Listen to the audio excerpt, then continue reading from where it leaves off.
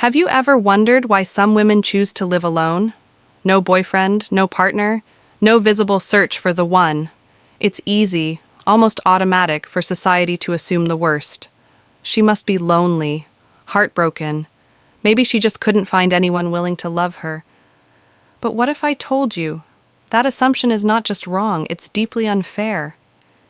You see, not every woman who walks alone is lost. In fact, many of them are more found than ever. They're not isolated because they're broken. They're alone because they're healing, because they've stopped chasing noise and started listening to something much deeper, the call of their own soul. Carl Jung once said, "Who looks outside dreams, who looks inside awakens." These women have chosen awakening over distraction. And that kind of awakening doesn't always come with applause, social validation, or a wedding ring. It comes with silence, with space, with sovereignty. In a world that still teaches women that their worth is tied to being chosen, praised, partnered, choosing to live without a man is a quiet revolution, not a cry for help, not a wound to be pitied, but a sacred stand.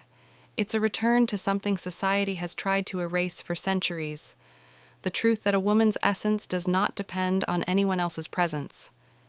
Think about it. When was the last time someone asked a man, "Why are you still single?"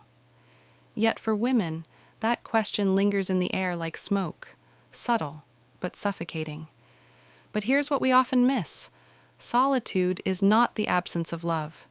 Sometimes it's the most honest form of love, the kind that begins within. So, if you've ever looked at a woman who lives alone and judged her, or perhaps felt sorry for her, I invite you to pause. What if she's not lonely? What if she's luminous? What if she's not avoiding love, but simply refusing to betray herself for it? Because real love, the kind that nourishes instead of consumes, can only find you once you've learned to stand fully in your own light. And that is exactly where her journey begins. Let's get one thing clear. A woman who chooses to live alone is not isolating herself. She's not hiding, not broken, not waiting for a man to save her. She is discovering herself, and that discovery changes everything. You see, society has long taught us that a woman's worth is tied to her relationships, that her ultimate role is to be chosen, loved, and defined through someone else's eyes. But what happens when she stops playing by those rules? What happens when she no longer needs to be rescued? That's when the system trembles. Because a woman who doesn't need to be saved is a woman who has reclaimed her power. And that's not just liberating, it's threatening, not to herself, but to a world that depends on her dependency. Carl Jung once said, "Everything that irritates us about others can lead us to an understanding of ourselves." But he also warned, "What we do not make conscious appears in our lives as fate." And perhaps that's why these women are so unsettling to the collective. They reflect something many people fear, the courage to live without needing permission. They are mirrors, mirrors of strength, mirrors of solitude, mirrors of truth. They are, in many ways, the living embodiment of our collective shadow, the parts we repress, deny, or are too afraid to step into. Because it's easier to call a woman cold than to admit we don't understand her peace. It's easier to judge her independence than to confront our own emotional dependence. But make no mistake, this woman isn't void of love. She's full of discernment. She's not avoiding connection. She's done with false ones. She's not rejecting men. She's refusing to shrink. And yes, that kind of clarity scares people. As author Glennon Doyle once wrote, "A woman becomes a revolutionary the moment she stops being afraid of herself." And that's exactly what these women have done. They've faced the silence. They've stared into the mirror. They've met their shadow. And instead of running from it, they integrated it. They chose presence over performance, wholeness over being chosen. And, in doing so, they shattered the old mold. So the next time you see a woman who walks alone, don't pity her. Don't question her choices. Instead, ask yourself, what if she's not missing anything, but has simply found what most of us are still searching for? She doesn't want a love that shrinks her. She's not waiting for someone to complete her. She's not impressed by promises made in passing or gestures meant for performance. This woman, this awakened woman, has outgrown relationships that ask her to dim her light just to keep someone else comfortable. She wants something different now, something deeper. She wants connection, not convenience. Presence, not performance. She wants to be seen, not saved. And there's a vast difference between the two. You see, society still gets it wrong. When a woman chooses herself, people often label her as cold, arrogant, damaged. But what if what you're seeing isn't a wound, but a scar that is finally healed? What if her distance isn't rejection, but discernment? This is not pride, it's emotional maturity. This woman has walked through enough storms to know what real shelter feels like. She's learned that temporary affection isn't worth permanent self-abandonment. She doesn't need attention, she needs alignment. She's no longer drawn to charm, she's attracted to truth. She doesn't need someone to carry her, she just wants someone who walks beside her. As Brené Brown once said, you either walk inside your story and own it, or you stand outside your story and hustle for your worthiness. She's chosen to walk inside her story, fully, unapologetically. And that kind of presence can be uncomfortable to those who've never dared to meet themselves fully. Because when a woman no longer seeks to be chosen, she becomes the chooser. And in doing so, she breaks every rule the old world wrote about what women should need. She doesn't want attention, she wants authenticity. She doesn't want fairy tales. She wants emotional integrity. She doesn't want to be chased. She wants to be understood.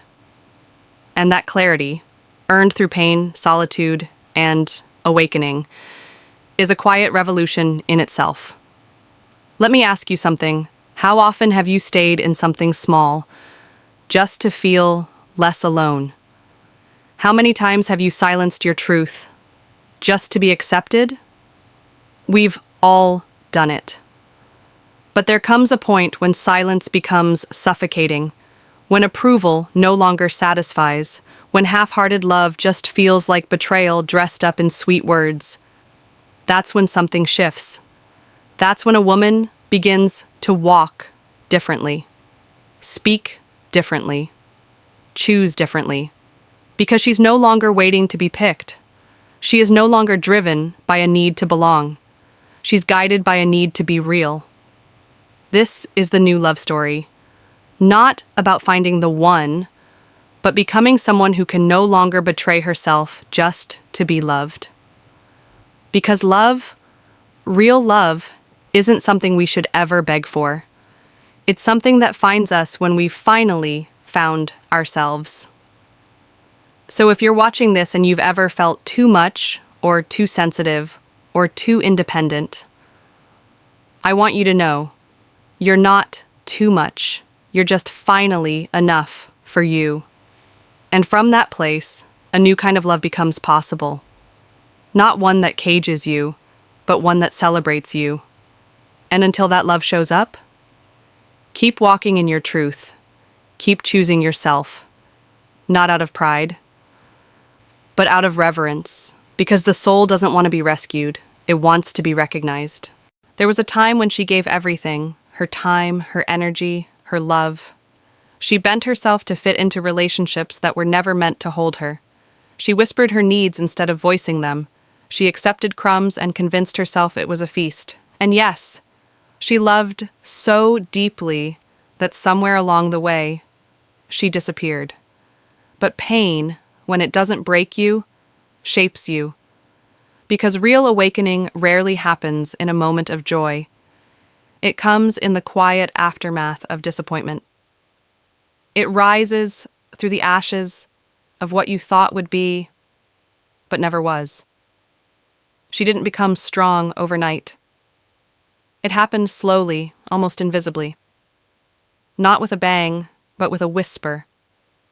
Not through a breakthrough, but through a series of breakdowns that eventually stopped hurting and started teaching.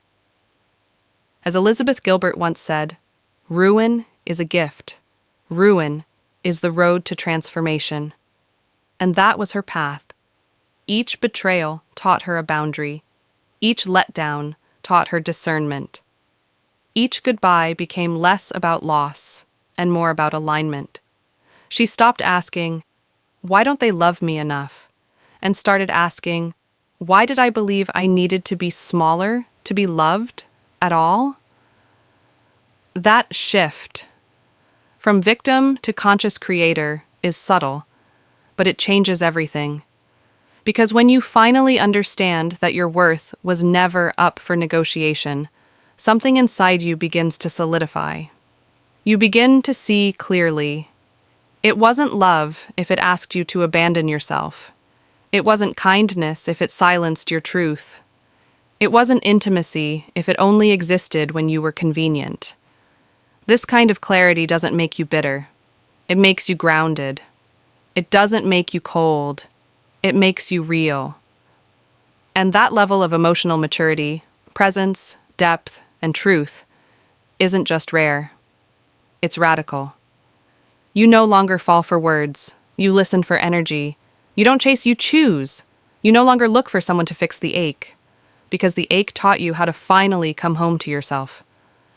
Carl Jung once said, "The privilege of a lifetime is to become who you truly are." But to become that, you must walk through the fire of who you were told to be. And she walked through it. Through every false promise. Through every night spent wondering if she was too much or not enough. Through every moment she begged the wrong people to stay.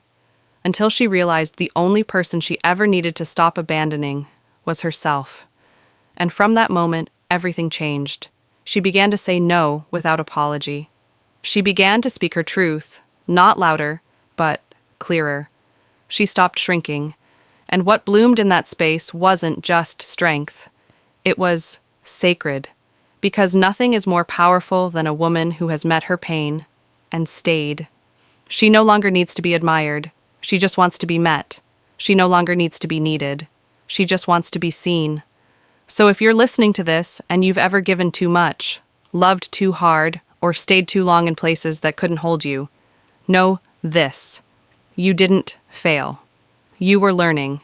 You were becoming. And now, you get to choose, not from fear, not from lack, but from wholeness, because the woman who once begged to be loved is gone. And in her place stands someone far more powerful. A woman who knows that true love isn't found in someone else. It's found in your ability to never again abandon yourself for it. Her presence makes people feel something. Some admire her, others are intimidated by her, and many can't quite explain why. But the truth is, when a woman becomes whole, she becomes a mirror that reflects back to others their own forgotten potential and their unhealed wounds. Because she's not waiting to be completed. She's already full. She's already found what so many are still chasing.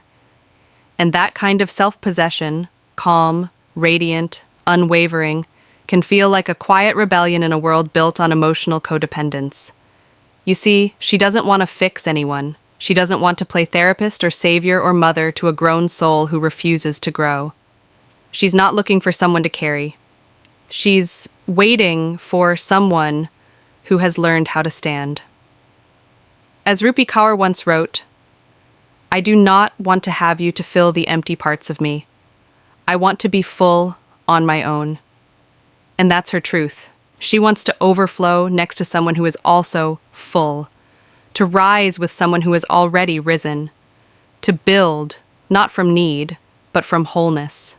And until that kind of connection shows up, she walks alone. But hear this clearly. Her solitude is not a wound. It's a vow of loyalty to her soul. Because in a world that constantly tells women to compromise, to adjust, to settle, choosing to be alone isn't weakness. It's spiritual rebellion. Carl Jung once said, "The woman who follows the crowd usually goes no further than the crowd." The woman who walks alone is likely to find herself in places no one has ever been before. And she is that woman. She has walked paths no one could walk for her. She has sat in silence that others tried to avoid. She has learned that peace is not found in another person. It's built within. Her presence might unsettle those who still equate worth with attachment. Those who haven't yet learned how to be with themselves without reaching for a distraction. But that's not her burden to carry. She didn't come here to convince anyone of her value. She came to live it. And so she lives, soft, but not naive. Kind, but not accommodating. Alone, but never lonely. Because she knows. Loneliness is the ache of not being seen by others. But solitude? Solitude is the power of finally seeing yourself. Let me ask you, what would your life look like if you stopped waiting for someone to complete you and started honoring the completeness already within you? What if you stopped giving away your energy in the name of love and started using it to water your own garden? Because from that place of deep-rootedness, real love can finally bloom. A love that doesn't demand your silence, that doesn't ask you to shrink, that doesn't rush you to heal someone else's wounds while ignoring your own. That kind of love doesn't come when you're desperate. It arrives when you're ready. And readiness looks like self-respect, boundaries, and the quiet joy of being at peace with your own presence. So if you've chosen solitude, if you've stepped away from chaos and noise and temporary validation, let me say this: you are not behind. You are not broken. You are on the path of becoming whole. And that is sacred. Because as she has discovered, to live fully, you don't need to find the right person. You only need to stop abandoning the most important one, you. In a world that still measures a woman's worth by her relationship status, she becomes a question mark. A woman without a partner? People stare, sometimes with curiosity, often with quiet judgment. They wonder, what's wrong with her? The assumptions come quickly. She must be too picky. She's probably hard to love. Maybe she's just afraid of commitment. But here's a truth we rarely say out loud. When a woman chooses to walk alone, it's not because she's failed at love. It's often because she refused to fail herself. Society doesn't know what to do with a woman who isn't chasing a ring, a timeline, or an external validation. And so, it shames her. It wraps its discomfort in comments disguised as concern. You should be more open. No one's perfect, you know. Maybe your standards are too high. But she just smiles, a calm, steady, knowing smile, because she knows what they call standards are simply boundaries. What they label as picky is actually the bare minimum she deserves. And it took her years, sometimes decades, to learn that truth. As Carl Jung wrote, "Where wisdom reigns, there is no conflict between thinking and feeling." But he also said, "Where convention rules, there is little room for authenticity." And this woman, she no longer lives by convention. She lives by essence. She's not trying to prove anything. She's simply not willing to abandon herself for acceptance anymore. The traditional script, grow up, settle down, partner up, doesn't fit everyone. And she has the courage to say, not for me, not like this, not at the cost of myself. It's easy to conform. It's easy to check the boxes society has laid out like a narrow path. But what's hard, what's revolutionary, is to pause and ask, what do I actually want? Who am I outside of these expectations? What does a fulfilling life look like to me, not to them? And maybe that's why people feel threatened by her. Not because she's angry, not because she's bitter, but because she's free. Her freedom is quiet. It doesn't demand attention, it doesn't seek approval, but it shifts the room, because it reminds others of what they've silenced within themselves. The part that always wanted more. The voice that whispered, "I deserve better," and got shushed for the sake of fitting in. And now, she's no longer shushing herself. She's no longer laughing at jokes that diminish her. She's no longer nodding along when someone tells her what she should be doing. She's no longer explaining her solitude as something temporary or unfortunate. She wears it like truth, because it is. So here's the invitation. For you, for all of us. Let's stop mistaking a woman's clarity for arrogance. Let's stop assuming that choosing solitude is the same as failing at connection. Let's start honoring the path of those who dare to live by their own design. Even when the world keeps handing them blueprints they never asked for. Because in the end, what she's doing isn't rejection, it's reclamation. She's not closing the door on love. She's simply refusing to open it for anything less than truth. And she no longer lives to please, not her parents, not her friends, not the old voices in her head that told her, be sweet, be nice, be quiet. She doesn't exist to make others comfortable anymore. She exists to be whole, to be herself, fully, honestly, unapologetically. And that decision in a world built on performance and approval is radical. Because the moment a woman stops trying to please, she becomes powerful in a way that words can't quite explain. Her joy is no longer performative. Her stillness doesn't need to be explained. Her worth isn't measured by how many people want her, but by how deeply she honors herself. And that kind of authenticity, it rattles cages. It shakes the ground under those who are still wearing masks. Those who've built identities around fitting in, around being liked, around not making anyone uncomfortable. You see, the woman who walks in her truth doesn't just liberate herself. She becomes a mirror, a living reflection of what's possible when you stop seeking love and start becoming it. When you stop chasing validation and start trusting your own voice.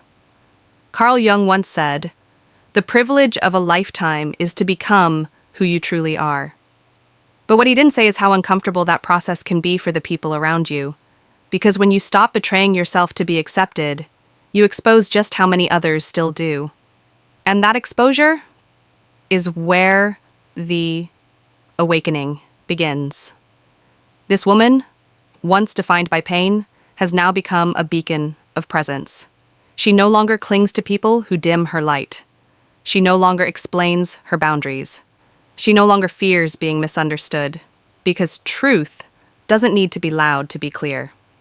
And now, she smiles without needing to be smiled back at. She walks into rooms without needing to be approved of. She rests not because she's lazy, but because she's aligned. And people notice. Some are drawn to her, magnetized by her grounded presence. Others recoil, threatened by a freedom they haven't yet claimed for themselves. But she doesn't take it personally, because she knows her job isn't to be understood. Her job is to be true, to live in a way that whispers, "You can be free too." Her presence is a quiet revolution. She doesn't preach, she doesn't shout, she doesn't try to convert anyone. She simply is. And in being fully herself, she invites others to consider that maybe, just maybe, they've been playing small for too long. So if you're watching this and something stirs in your chest, a quiet ache, a spark, a longing you haven't named, that's not weakness. That's your truth asking to be seen. Don't ignore it. Because the most powerful change you can make isn't loud. It's not flashy. It's not for show. It's internal. Invisible at first. But eventually, it transforms everything. And like her, you may discover that the moment you stop living to please others is the moment you finally start living. She no longer rushes to speak. She listens, first to herself.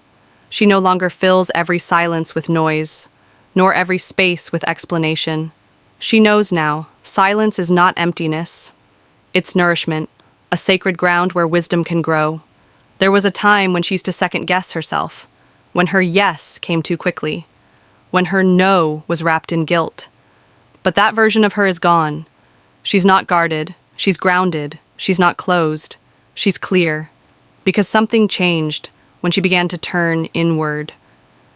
In a world obsessed with external answers, she chose to seek what's ancient, what's buried, what's hers.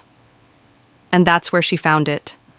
Beneath the distractions, the conditioning, the noise, the voice that had been there all along, her intuition. And now it's no longer faint, it's fierce, it's fluent. It doesn't shout.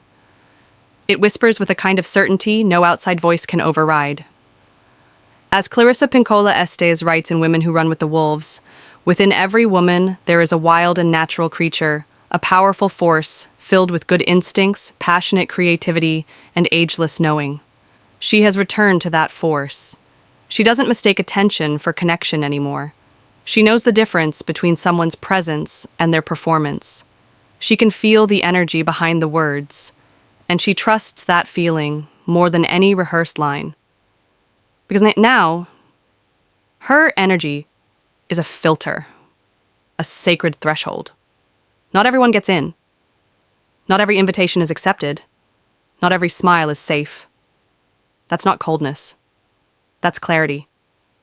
She's walked through too many fires to let someone bring in smoke again. And through this journey inward, this sacred return, she's remembered something society tried to make her forget. That women were never meant to be obedient ornaments. We weren't born to shrink, silence, serve. We were born to sense, to create, to radiate. And radiance has no master. Carl Jung taught that the unconscious holds the roots of our deepest wisdom, and when a woman journeys into her inner world, truly, fearlessly, she doesn't just reclaim herself. She remembers the lineage of wild women who came before her, the artists, the mystics, the mothers who broke the mold, the healers who were once burned for being too intuitive, the seers who were silenced for knowing too much. She's not just healing herself, she's remembering them, and in that remembering, she becomes something more than independent. She becomes sovereign. Her body is no longer a battlefield. Her time is no longer up for negotiation. Her truth is no longer hidden beneath politeness. She walks slower now, but each step is sacred. Each breath is chosen. Each boundary is blessed. So if you've ever felt that pull inward, that longing to be alone, not out of pain, but to hear yourself again, honor it. The world may call it isolation, but maybe it's initiation, a return to something primal, a wisdom that doesn't live in books, but in bones. Because the woman who reclaims her silence, who sharpens her knowing, who listens more than she explains, is not dimming. She is preparing to shine. She no longer waits to be chosen. That era is over. Because now she understands, when you finally love yourself deeply, fiercely, honestly, you stop auditioning for a role in someone else's life. You stop begging to be seen. You stop shrinking for approval. You stop hoping someone will pick you so you can finally feel enough. Because now, she is the chooser. She has become the gatekeeper of her own energy, the author of her own standards, and the protector of her own peace. And here's the truth no one tells you. Real love, the kind that expands you instead of depletes you, doesn't arrive when you're lonely. It arrives when you've made peace with your aloneness.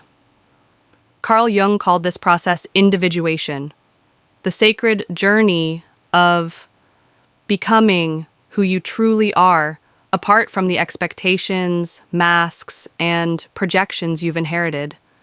It's not about becoming perfect, it's about becoming whole. And she is that. She's no longer looking for someone to complete her story. She is the story. And if someone enters, they must know how to walk beside her, not rewrite her pages. You see, she's done the work, the inner excavation, the shadow work, the quiet nights where she sat with her own fear and didn't run from it. She knows her worth now, not because someone told her, but because she remembered it for herself. And when a woman remembers her worth, she no longer settles for almost committed. almost available, almost honest. She wants all of it, or she wants none of it. And that kind of clarity, it can intimidate, because it demands emotional responsibility. It asks, can you meet me in truth? Not fantasy, not illusion, but truth. Most people aren't ready for that question, but she is. She doesn't want to be someone's solution. She wants to be their reflection, someone who invites growth, not codependence, someone who honors the soul, not just the surface. This is a new kind of love, one that rises from wholeness, not emptiness, one that thrives in freedom, not control, one where neither person has to dim their light for the other to shine. And yes, it requires patience. Yes, it requires courage. But most of all, it requires you to stop waiting to be chosen and start choosing yourself. Again, and again, and again. As Maya Angelou once said, never make someone a priority when all you are to them is an option. This woman learned that lesson the hard way, but now she lives it with grace. She's not closed to love. She's just open to something real. So if you're watching this and you're tired of half loves, of people who want access but not accountability, let her remind you, you don't need to be picked. You need to be aligned. Because the love that's meant for you will never require you to abandon yourself to keep it. She doesn't fill the silence with distractions anymore. She no longer craves promises that feel good in the moment, but leave her empty in the long run. She's learned, sometimes the greatest gift is not what enters your life, but what doesn't. The love that never arrived, the text that went unanswered, the relationship that slowly faded, it all taught her something. That absence is not failure. It's feedback. A sacred reminder. Love should never be something you beg for. Not attention, not presence, not respect. If it's real, it doesn't need to be chased. It arrives with clarity. It stays with integrity.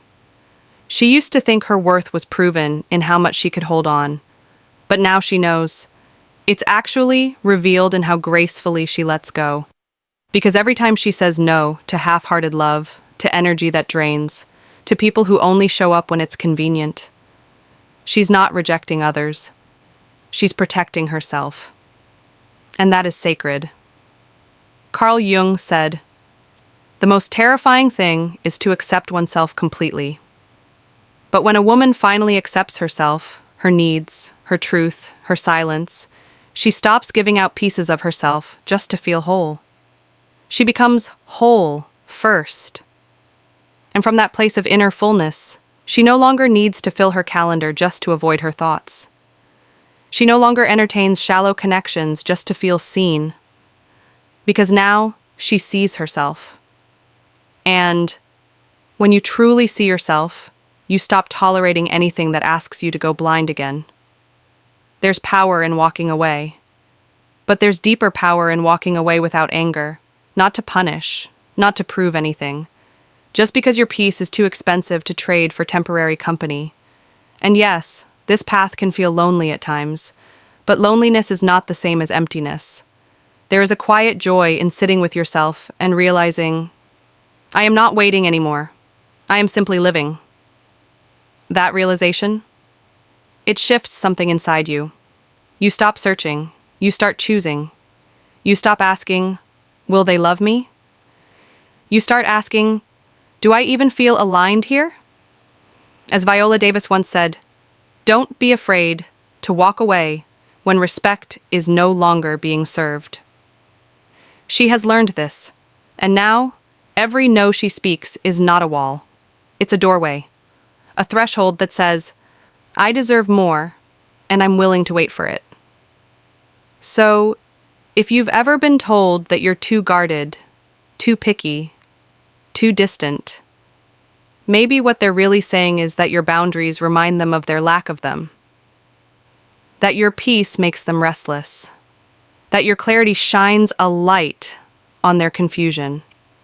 Let them feel that. You don't owe the world your openness. You owe yourself your wholeness. Because when a woman stops filling the void with noise, she starts filling her life with truth.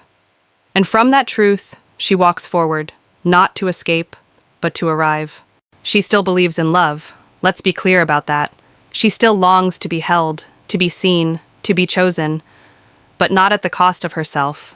Not if love requires her to dim her voice, betray her intuition, or put her dreams on a shelf labeled someday. She's done with that kind of love. Because what she wants now is a soul-level union, a connection where no one has to shrink in order for the other to shine, where love isn't a transaction of silence for approval, where no one is punished for being whole. She wants something sacred. Not something perfect, but something real. A love that holds space for both strength and softness, for shadow and light. For two people, walking side by side, not to complete each other, but to celebrate the completeness they've each already claimed. As Bell Hooks once wrote, "When we love, we can let our hearts speak. But that's only possible when love no longer asks us to censor the truth." This woman has loved before, deeply, desperately, sometimes destructively. She knows what it feels like to bend, break, and betray herself, just to keep someone who was never meant to stay. And that's why she's not willing to do it again. Because love that demands you become less is not love. It's control dressed in affection. It's codependency wearing the mask of devotion. And she's seen through the mask. What she's seeking now is a sacred alliance, a space where both people can be fully expressed, where both can cry, laugh, rise, and fall, and still remain seen. A place where I love you doesn't mean I own you, where connection is rooted in freedom, not fear. Carl Jung taught us that the meeting of two personalities is like the contact of two chemical substances. If there's any reaction, both are transformed. That's what she wants. Not just comfort, but transformation.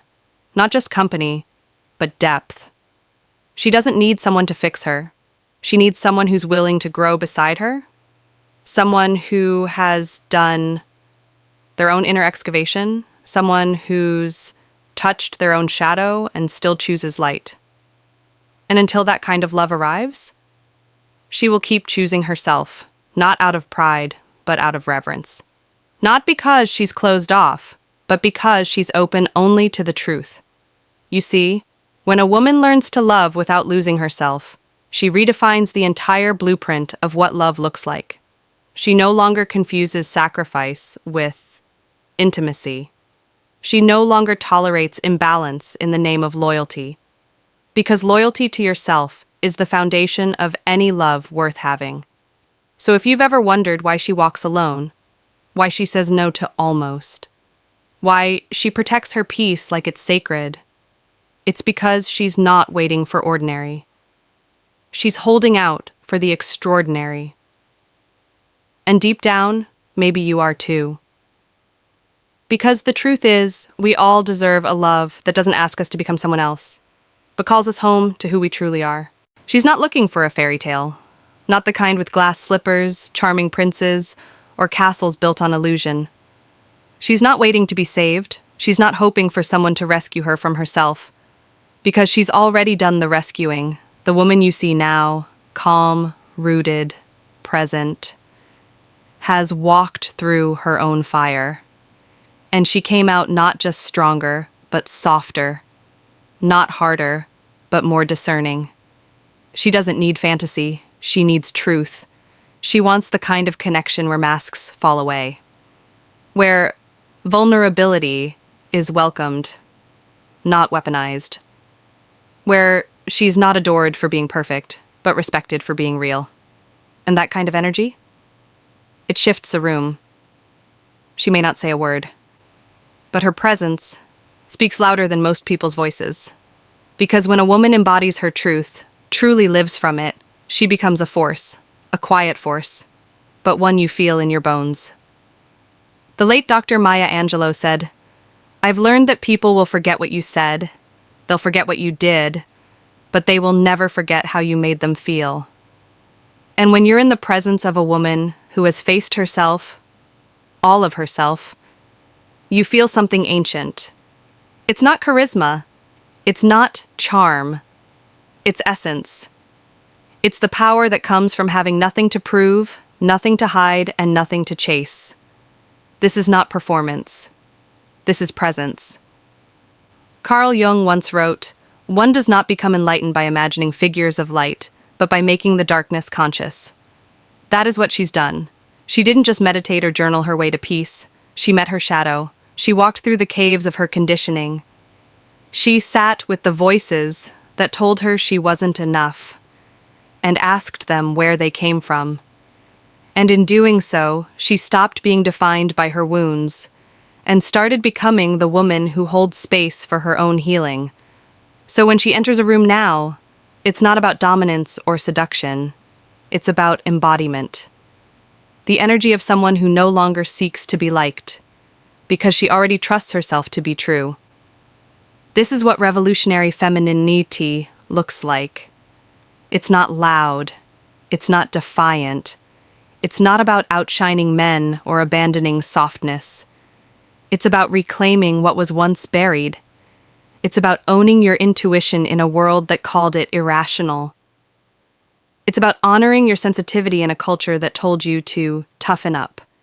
It's about choosing yourself, even when the world doesn't understand why.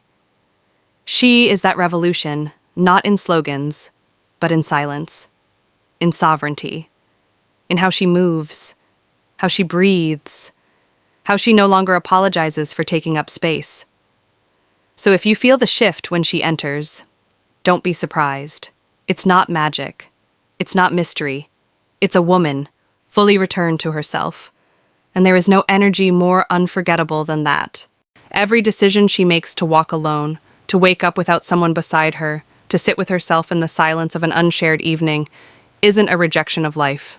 It's not sadness in disguise. It's not a wound pretending to be a choice.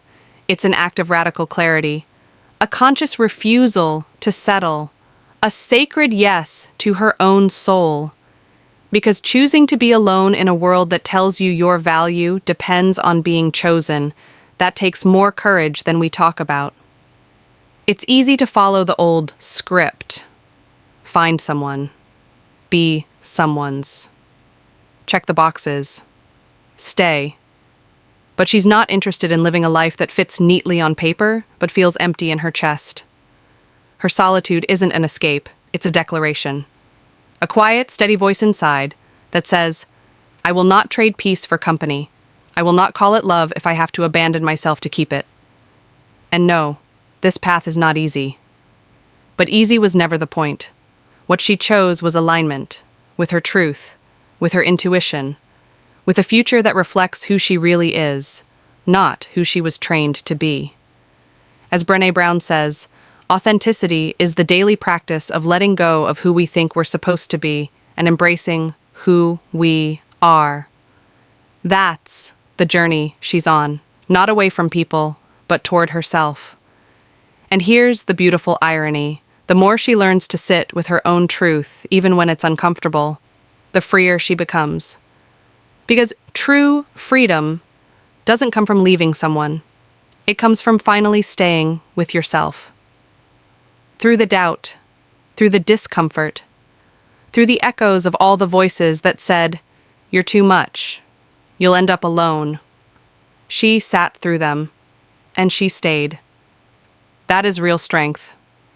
And when a woman makes that kind of choice, to live not by fear, but by intention, she doesn't just heal herself. She creates a ripple. She becomes an example, a mirror, a quiet permission slip for other women who have also felt the tug of truth inside, but were too afraid to follow it. Because when one woman chooses peace over pattern, when she chooses depth over distraction, when she chooses stillness over settling, she clears a path for others to do the same. So if you've ever found yourself torn between the familiar and the free, between staying comfortable and becoming honest, let this be your reminder.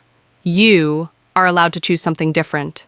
You are allowed to begin again, and you are allowed to walk alone until being with someone no longer requires you to leave yourself behind.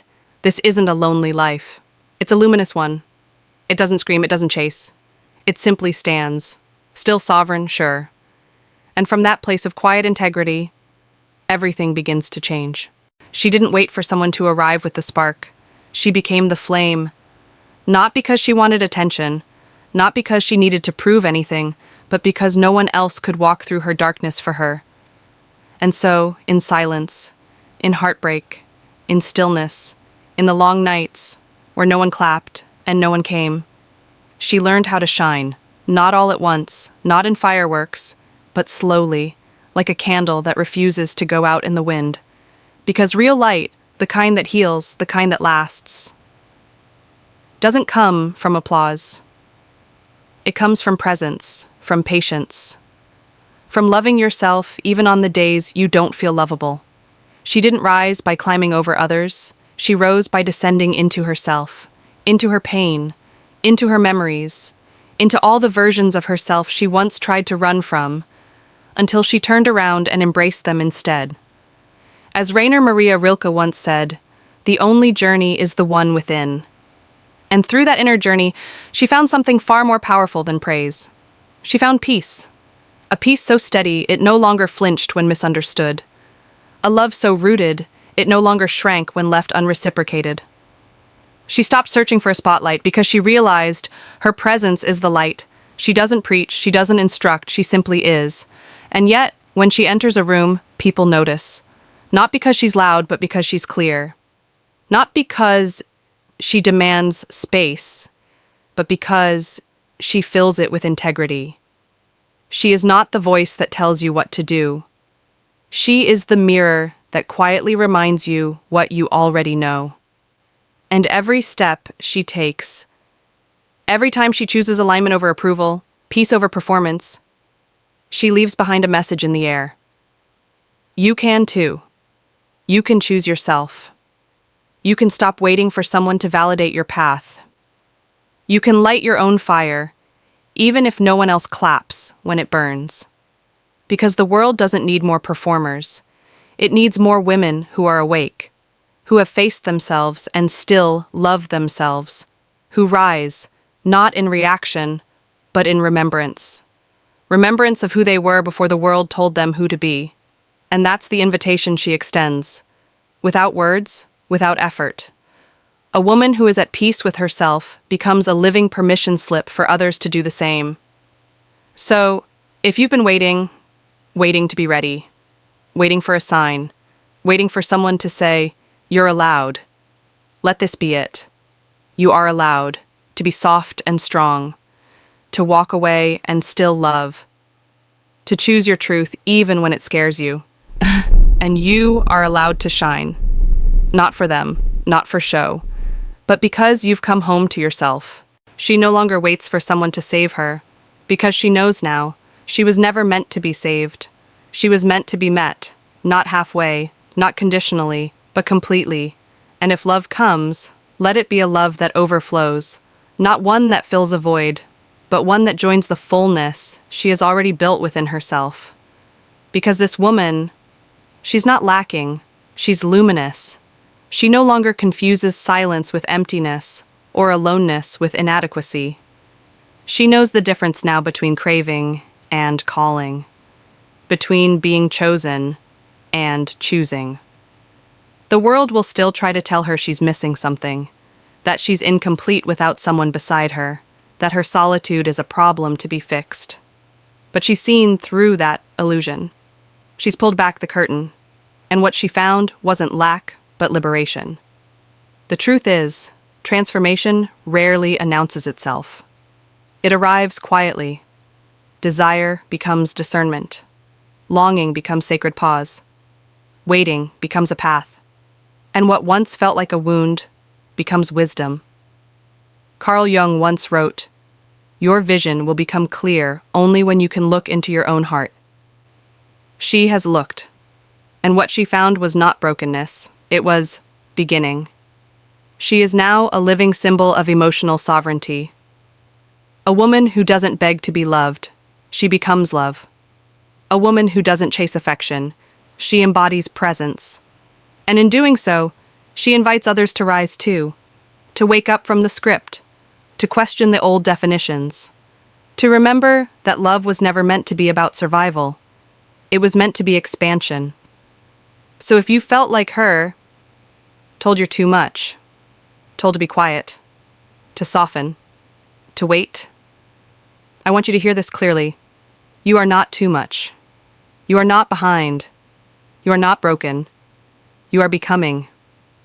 And when you finally stop looking outside for wholeness, when you begin loving yourself not as a project, but as a partner, everything changes. The right love doesn't demand you to be less.